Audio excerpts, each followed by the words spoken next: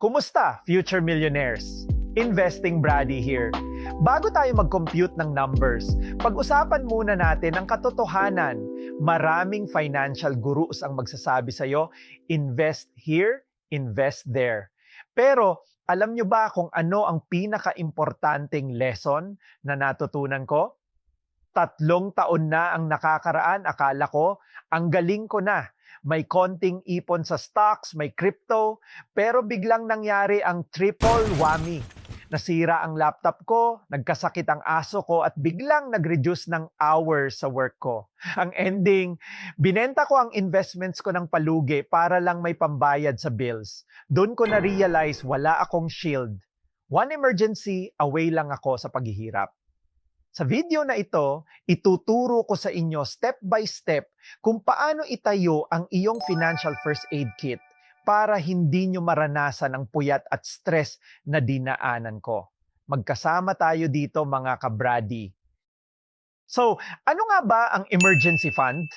Simple lang, ang emergency fund or EF ay ang perang nakatabi exclusively para sa mga wag naman sana moments. Isipin mo, ang buhay mo ay isang barko. Ang EF ay ang iyong lifeboat. Hindi mo siya gagamitin habang maganda ang panahon, pero kapag may butas na ang barko, ito ang magliligtas sa'yo. Pero beware, future millionaires. Marami sa atin, emergency ang tawag sa 50% off sale sa mall. Let's be clear. Ang sale sa Lazada, binyag ng anak ng kumare, o ang bagong iPhone ay hindi emergency. Ang tunay na emergency ay hospitalization, job loss, or urgent house or car repairs. Ngayong alam na natin ang definition, let's get down to business. Magkano nga ba ang sapat na shield para sa'yo? Tara, ilabas na ang calculator. Ito ang golden rule. EF is equal to 3 to 6 months of your essential expenses. Kunin mo ang notebook mo. Isulat mo ang lahat ng kailangan mo para mabuhay sa loob ng isang buwan. Rent, kuryente, pagkain, at transpo. Okay, let's say ang total ay 20,000 piso. Kung single ka at stable ang work, aim for 3 months.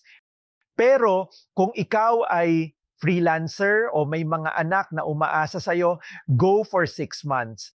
Nung nakita ko yung target kong 120K, nasabi ko sa sarili ko, grabe, ang laki. So, imposible to. Pero ang ginawa ko, hindi ko tiningnan yung dulo.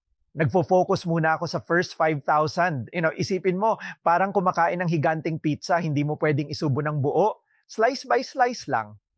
Ngayong alam na natin ang target, saan naman natin ilalagay? 2 words lang ang kailangan mong tandaan.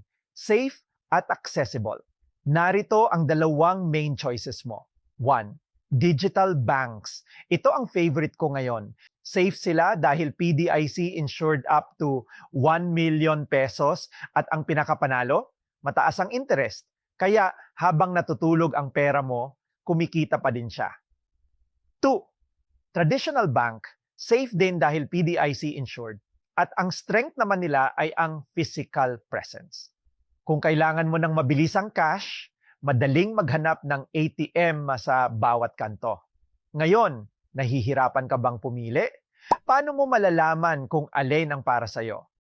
Piliin mo ang traditional banks kung hindi ka pa kampante sa apps, kailangan mo ng ATM card na laging nasa wallet mo, or gusto mong may napupuntahan kang branch kung may problema. Pero, piliin mo ang digital bank kung gusto mong ma-maximize ang kikitain ng EF mo, tech-savvy ka, and okay lang sa'yo na mag-transfer online bago mag-withdraw. Ang ginagawa ko, tinatawag ko itong hybrid strategy. Ang 20% ng EF ko nasa traditional bank para sa instant cash. Pero ang 80% nasa digital bank para naman hindi sayang ang interest. Best of both worlds, di ba?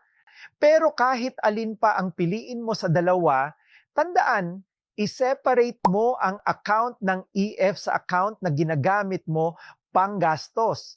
Out of sight, out of mind. Teka, hinga muna tayo ng malalim. Alam ko, mabigat sa pakiramdam yung malalaking numbers na compute natin. Pero wag kang aayaw. Nandito ka pa sa video na to, kaya ibig sabihin, determinado kang magbago. Proud ako sa iyo, tropa. I-like mo muna to kung shields up ka pa. Ready? Punta na tayo sa secret sauce para hindi ka mapagod mag-ipon. Let's go! Ngayong alam na natin ang saan, punta na tayo sa paano at gagawin natin itong automatic. Okay? Dati, ang diskarte ko ay gastos muna bago ipon. Kaya laging ubos ang pera ko.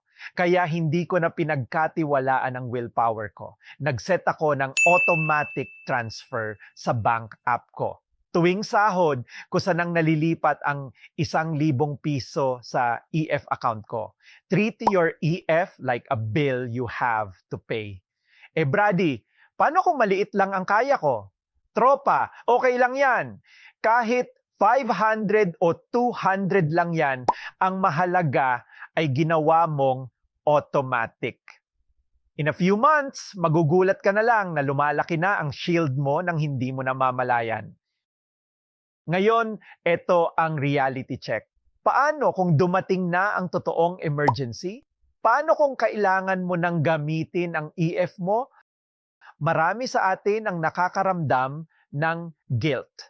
Feeling natin, back to zero tayo o nabigo tayo sa pag-iipon, pero makinig ka ng mabuti. Huwag kang mag-guilty. Kaya mo inipon ang emergency fund ay para magamit mo ito. Kapag nagamit mo siya sa oras ng pangangailangan, it's a success, hindi failure. Ibig sabihin, protektado ka at hindi mo kailangang mangutang sa iba. Pero syempre, kapag natapos na ang ulan, kailangan nating mag-refill. Ito ang ating refill strategy. 1.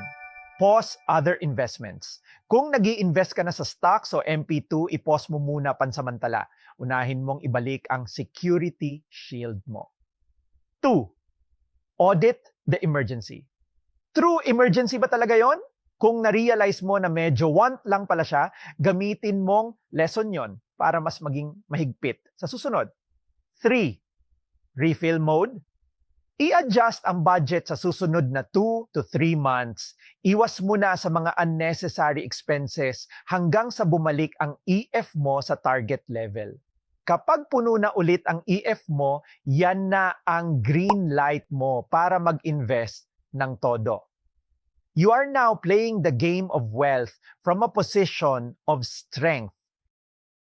Mga Brady, ang pagbuo ng emergency fund ay hindi karera. Nagsimula ako ng walang-wala, pero dahil sa EF, hindi na ako natatakot sa bukas. At gusto ko, maranasan nyo rin ang peace of mind na yon. Kaya ang assignment nyo today, i-compute ang 1-month essential expense nyo at i-comment sa baba. Brady, mag-start na ako. Kung nakatulong sa inyo ang video na to, huwag kalimutang mag-like, subscribe, and share this video sa mga kakilala mong kailangan din ng financial boost.